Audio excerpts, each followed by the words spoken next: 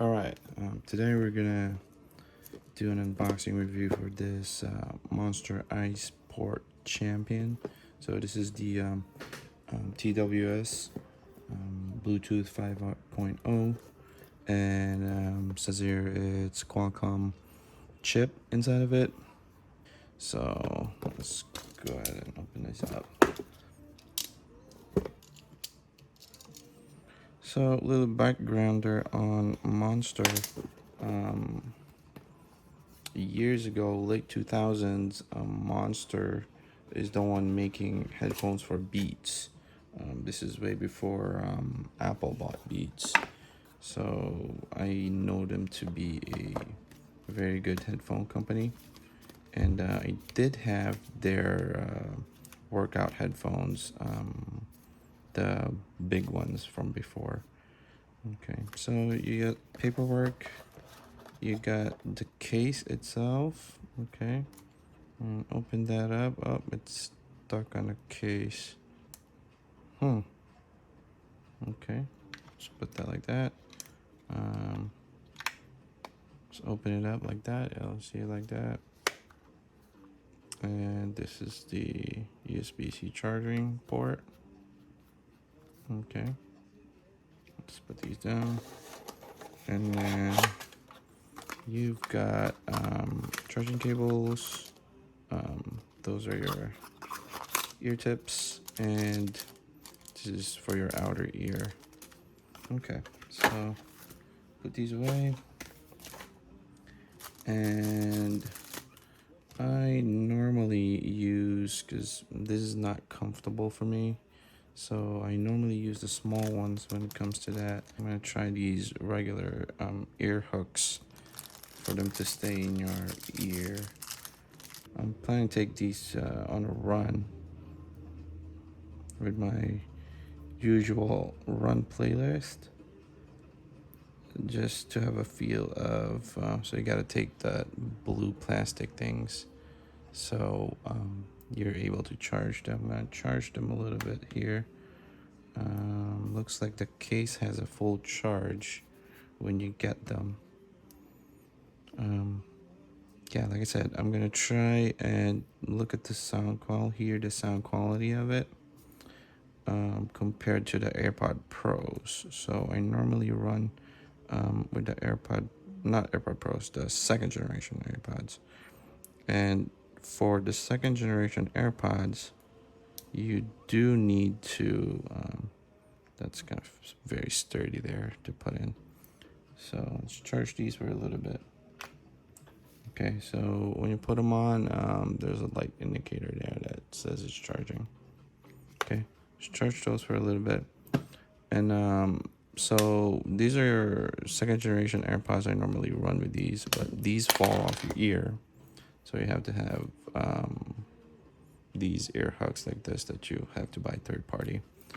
And so I have a point of comparison between these, which is what I usually use for running, and then I'll come back to finish up the rest of the review. All right, I'll see you back. Okay, a few things before I go to sound quality. When it comes to pairing, both take out the headphones. You have to allow it to pair themselves together, and then you pair only one of them to your phone or your tablet or any of your device, which is the right one. So it'll automatically pair to itself when you both take them out at the same time. Just give it a few seconds, and then your right bud, which is Airlinks, it says, will pair to your device. I did had this for a run just now, and I would say that I wish they had a smaller size of these ear hooks right here, because these are digging into my outer ear and it's not really comfortable. So I do want to say also that with these ear tips, there's sound isolation kind of, so you have less awareness on your surroundings. So take that in mind when you're running, going out for a run. And I do not advise to hit chips on this, because you know you will hear the vibration inside your head.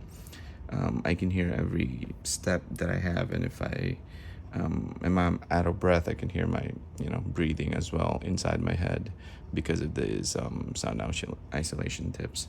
It gives you that feeling that you're inside a jet. So okay, so sound quality wise, I don't notice any difference from the Gen 2s.